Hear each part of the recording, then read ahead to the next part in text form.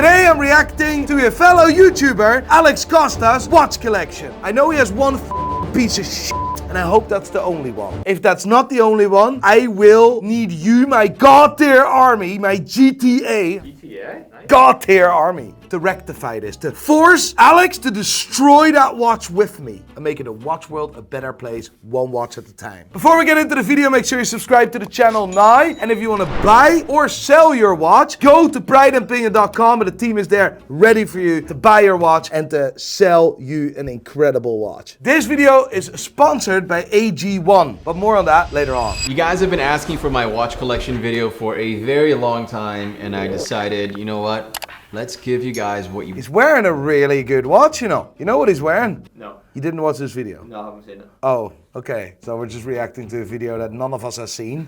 So maybe it's gonna be shit and maybe it's gonna be good. So maybe this is gonna be the waste of my time and your time. What the f are we doing here? He's wearing a god tier G-Shock. Can I just say one thing about Alex Costa? He's a handsome He looks like a f***ing handsome boyo. He has hair like a young Nico. Jesus Christ, look at him. Everything's perfect. He must have the birds rolling at him. He also has the physique probably. Look at him. Listen, I'm straight as they come, but that's a handsome I really want to get started with this watch just because it means a lot to me, and you guys have probably seen this watch the most out of all the watches that I have in my collection. This is the thing. For me, Alex Costa is synonymous with that Hublot. It's annoying me. The good old Rolex Submariner. This is my everyday watch. This is a watch that I've always wanted in my collection. I knew for a fact that if one day I had the means to buy a Rolex, that I would have this watch right here, and I did. I got this watch when I hit 1 million subscribers on YouTube. It's very meaningful to me. So as soon as I hit 1 million subscribers on YouTube, I'm like, I'm getting the watch. I know exactly what I want. This watch can take a beating, and that's why it's my everyday watch. It's a classic. You cannot go wrong with this watch. That's why it was my first watch. The first time that I had money to spend on a watch, I'm like, I know what I'm gonna get, because you can't go wrong with this. Listen, there's a reason why this is the most copied watch on the planet. This is the reason why this is the most popular watch in the world. The Rolex Submariner was first introduced in 1953, and it was second only built as a tool, as a proper instrument. Divers had to use a Submariner or an equivalent to go underwater. They had to, because there weren't digital screens what would tell you how long you could stay underwater. This was a proper tool. Now, Alex Costa's a bit of a tool. No, that's a joke. Alex, that was a joke. I don't know what's going on in my mind. I've just like a really weird mind at the moment. Really classy, can't go wrong. You'll never lose a penny. It will never lose a second. Now it will lose a few seconds. Like, I mean, that G-Shock he's wearing is like 15 or 25,000 times more accurate. It's actually true. By the way, that has nothing to do with Rolex nor with the Rolex Submariner in any way, shape or form. That's got to do with mechanical watches, Fesses, electric or quartz watches. This is the perfect one watch collection in any way, shape or form. There's so many people that just buy one watch, one Submariner, and that will last a lifetime. This is, by the way, the previous generation, the 40mm version, reference number 116610LN. It's worth between $11,000 and $13,000 depending on the condition. Right? Condition is key. Now, around that same time, I actually got another watch. This is actually a gift from a friend of mine. You guys know him. Yeah.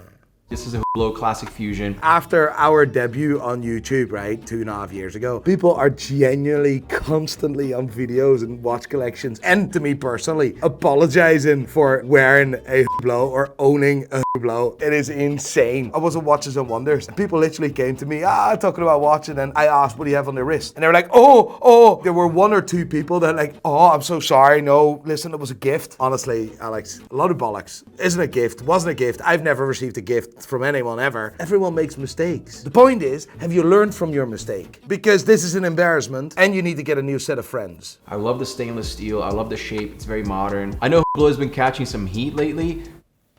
You think so? I don't care. I think this watch is absolutely stunning. I wear it all the time. It's got an open exhibition case here in the back, and I thought that was really beautiful. What you're currently holding here is an Hublot Classic Fusion. Absolutely a dog shit.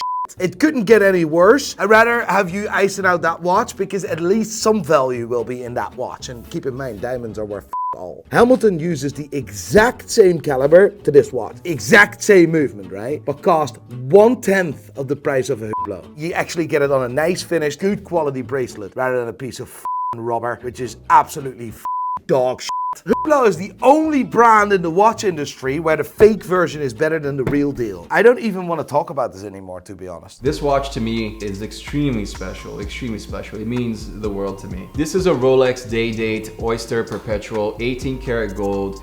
It's just a Rolex Day-Date, by the way. It's not a Rolex Oyster Perpetual Day-Date. And every Rolex, there's certain terminology used. Oyster stands for waterproof. Perpetual stands for automatic. Cheap Chinese watches have this waterproof on the case back engraved, or have it somewhere else, right? Rolex has done exactly the same, but complete different terminology and just put it jam-packed on the dial. So instead of calling it waterproof, they call it Oyster. Perpetual means it's an automatic movement. It only displays the functionality. So a Submariner Date, for example, has Oyster Perpetual Date on the dial because it's a waterproof automatic watch with a date function. A Rolex Oyster Perpetual, that's actually a line of watches which is completely separate, that's actually called the Rolex Oyster Perpetual. And yes, it's also waterproof, and yes, it's also automatic. Another idea, right? This is actually interesting. No, it's not. I might just keep that. No, it's not. F*** off. Black dial. We got the diamond baguette markers. I mean, it's just a beauty of a watch. I love this watch. It's very extra. What you see here is the Rolex Day-Date reference number 228238, but not just your normal yellow gold Rolex Day-Date. This one is actually with a really special dial. The dial you see here features diamond baguette hour markers. That adds a little bit of value. To be honest, the watch is absolutely insane. I am a big fan of the Day-Date 40. Prior to the Day-Date 40, you had the Rolex Day-Date 2. It's a watch that featured a 41mm case, a case that was 1mm bigger than this exact watch. And I genuinely think a yellow gold Day-Date is one of the end game watches in the Rolex family. When you have a yellow gold Day-Date, it's time for you to move on to a different brand. This exact watch in this exact configuration is worth between $45,000 and $50,000. I paid $40,000 for this watch. There you go, not too bad. This video is sponsored by AG1. Look at me now, I'm significantly more healthy. I feel significantly better than before. Ever since AG1 sponsored me for the first time, I have changed my life, and every single day I'm using AG1. I'm getting healthier, I feel better, I have more energy. This is, by the way, my second bottle of the day then, and there's too much water in this. Sorry. So I literally get all my minerals, all my vitamins, everything, all my greens, all in one go in one bottle. And this time is my second bottle of the day, but double the greens, son. All you need to do is 400ml water, 1 scoop of AG1, and then shake it like you mean it. That shaking is an exercise on its own. I'm stronger with my right. This is just so easy and very convenient. AG1 really helps me getting all my greens and everything all in, as I'm not very good at cooking or taking care of myself in any way, shape or form. Click in the first link in the description to get a 1-year supply of immune supporting vitamin D3K2 and 5 travel packs completely for free. You know, very expensive Day-Date to this Shinola. Shinola is an American watch brand, and it says Detroit on the dial. It's basically a fashion brand. They import a lot of movements out of China, usually quartz or Japan even, I believe. A lot of people own Shinola. We see this so many times. We see the Shinola brand so much on the Pride and Opinion subreddit. By the way, if you're not a member on the Pride and Opinion subreddit, become a member now. It's actually quite cool to see a fashion brand or a cheaper watch brand being represented so much as Shinola. I've heard of this for years, and they're not that old, I believe. And you're probably like, Alex, what are you doing, bro? What are you talking? This is a mix. Yeah, I do think, what are you doing with a Mickey Mouse watch? I thought you were a fashion YouTuber. Like, what the f is wrong with you, mate? At the end of the day, you know, I kept this watch because somebody told me that you need to have a fun watch in your collection. You're not really getting these watches so that you can show off or so that you can have the best watch. You always need a fun watch in your collection, for sure. But you're a fashion YouTuber. Apparently, you see yourself as a fashion icon. You're wearing a Mickey Mouse watch, mate. Mate, I don't know anything about fashion, don't get me wrong, but like Mickey Mouse watches. That's another reason why I actually wear this G-Shock a lot. You know, you're probably like, this guy's doing a watch collection video wearing a G-Shock, bro. What is wrong with him? Isn't it weird though that G-Shock now, you don't think of it and think cheap. You actually think, oh, this guy might actually know something about watches. That's funny. I'm wondering why that is. Jesus, Casio or G-Shock has never, ever, ever acknowledged anything to us, you know. When I was a kid, I got a G-Shock. It was a white G-Shock. I love G-Shocks. I love Casio. Although they clearly don't love me. It's their problem. Like, a G-Shock fits in every generation, and that's why Casio is got wealthier. From Osama to Obama, if you have 10 quid in the bank, 10 million on the bank, or 10 bombs in the bank, it doesn't matter at all. G-Shock fits in every walk of life, through every generation, period. Wear that with pride, that G-Shock. I'm gonna show you the watch that I just got most recently. Right now, it's probably my favorite watch. This is Another favorite of his. All his watches are favorites. Tank Louis 18 karat gold. I love that watch. Think it's class. Fucking beautiful. Well done. Good watch. Now you're showing taste. Right? Now you're showing taste. I like it. Love this watch so much. It's very delicate. It's very clean.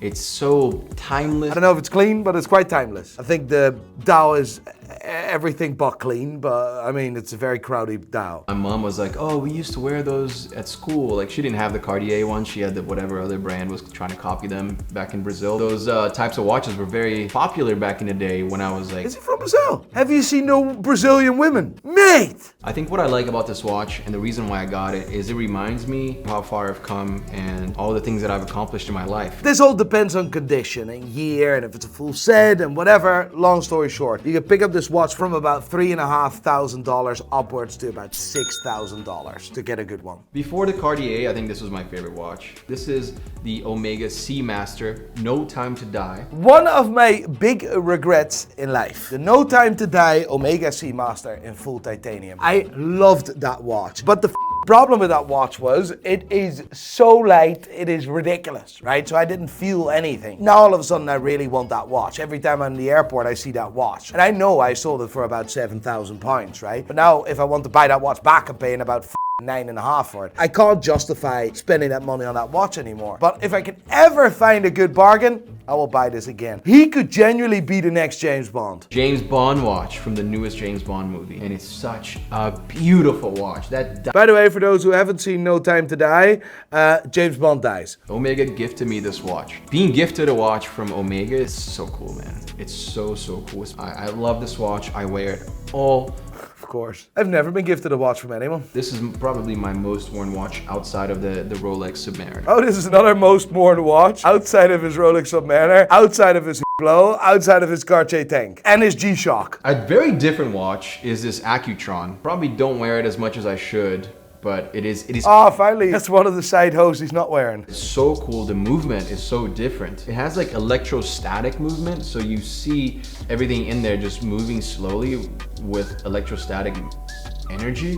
Don't ask me, I actually don't really know anymore. The Accutron dates out of 1960 and it was the first ever tuning fork electric watch. Back in the day, I consider this extremely cool, and vintage versions still today go for insane money. 60 years after the introduction, so 2020, Belova, or Accutron nowadays, has reintroduced this watch or reimagined this watch in a more modern variation, modern shape. I'm personally not a big fan of it at all. I would never spend my hard-earned money on this watch. Don't even know how much it's worth, Johnny. Oh, they make beautiful things like backpacks and... Here, this is what I know Shinola for these kind of cool designs. Actually quite original, right? The Japanese movements or Chinese movements, all quartz. I really like this design, quirky stuff. It's very American, very cool. I like this. This next watch, I've always wanted a blue dial watch. This is a Rolex Datejust 2. This is white gold. I love the fluted bezel. I've never loved the bracelet very much. It's not a white gold watch, buddy. It is a full steel watch with a white gold bezel, and the bracelet that you do not like is one of the most important bracelets in the world. This is what so many other brands has copied. This is the Oyster bracelet. But listen, I hear what you're saying. This exact watch, not the Day-Date 2, Day-Date 40, the newer variant of this watch, comes on a Jubilee bracelet as well, and that's a more slicker watch. Actually, a funny story about the Datejust, because that was the first ever automatic watch featuring a date at the time. It's quite cool. When I'm on vacation that I know I'm gonna be near water,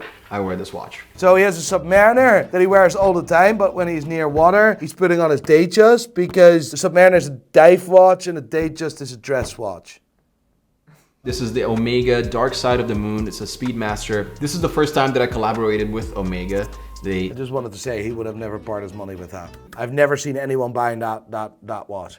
They sent me this watch and I was over the moon, no pun intended. It just meant so much to me, man. It was the first time that I ever worked with like a big brand like that. To be fair, the case back on that watch is absolutely beautiful. The case, however, is a little bit too big. I love the materials used. I think the black is very, very nice, but it's a Speedmaster made, and Omega has milked that cow like absolutely nothing else. I love the Speedmaster, but Omega, why the hell are there 940,000 different variations from your Speedmaster? I like it. It was extremely high priced when it came out. We could pick this up between $7,000 today. The first time that I ever worked with like a big brand like that. That, Alex, is really cool to say. Fair play and congratulations on that. That is big. That is very big, so well done on that. Alex Costa, well done. I give your collection a 6, and that's all because you have a lovely Cartier Tank in your collection. I think your G-Shock is god tier. I think your Submariner is a cool story. You're lucky that I didn't count your Hublot, because if I did count your Hublot, your watch collection would have been a solid 3. Thank you to AG1 for sponsoring this video. First link in the description.